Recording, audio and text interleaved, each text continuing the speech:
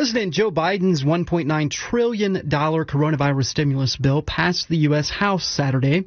The Senate is expected to take up the legislation this week. Democrats are pushing to send the bill to Biden's desk by March 14th, when unemployment benefits are set to expire. Democratic Representative Carolyn Bourdeaux of Georgia's 7th District voted to pass the legislation. She tells me the package will help Georgians tread water, but she admits getting Senate Republicans on board could lead to some tightening. One way, lower the threshold for those eligible for the $1,400 direct payout. I think there could be some tightening in that as well. I like to think about that as sort of a middle-class tax cut, though. And, a lot of families have just really struggled during this period. I've got a 9-year-old son, he's in digital schooling. We've had to put all of that together. Their family's struggling with childcare, struggling with elder care. I do think there's a lot of need among middle-class families, but there's probably some room to adjust that amount a bit. Do you have a level that you would be comfortable with, a threshold? I know that they proposed $50,000 per person, and then $100,000 for a family, or for two people. And, I could live with that. Minimum wage, it's unlikely to pass the Senate version. In fact, it's pretty much off the table as much as I understand. What do you think is the next step then for minimum wage if it's not, tackled in this go-round?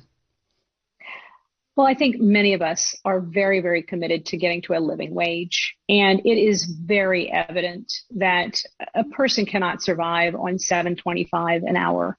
That's equivalent to $15,000 a year. And, the basic American promise is that if you work hard, you should have basic economic security.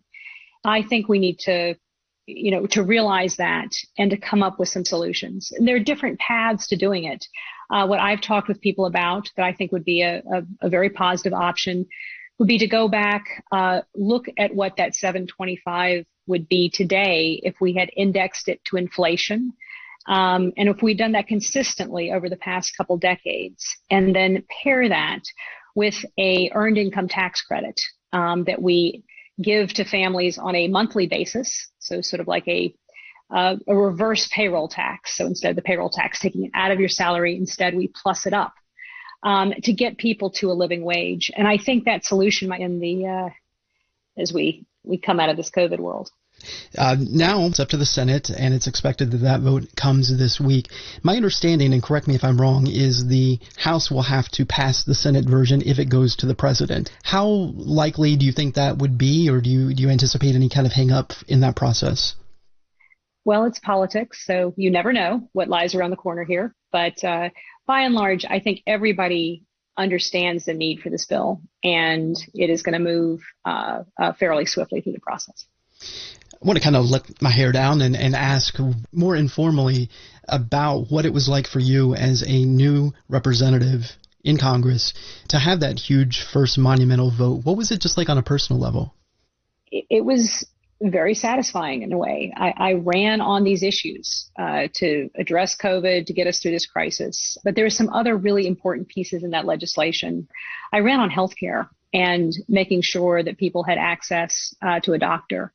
And there are two really important provisions in that bill that would address that directly. One is it changes the Medicaid matching rate to go back to a much higher match in order to encourage states like Georgia to expand Medicaid. And the other issue was the cost of health insurance on the exchange. And this bill also addresses that and caps families at 8.5% of income. And that's the max that they will pay in health insurance. And those were two really important provisions. And it was very good to see those moving through the process so quickly. Carolyn Bourdeaux is a Democrat representing Georgia's 7th District in the U.S. House. Representative Bourdeaux, thank you for talking to me this afternoon. I appreciate it. All right. Thanks so much. Take care.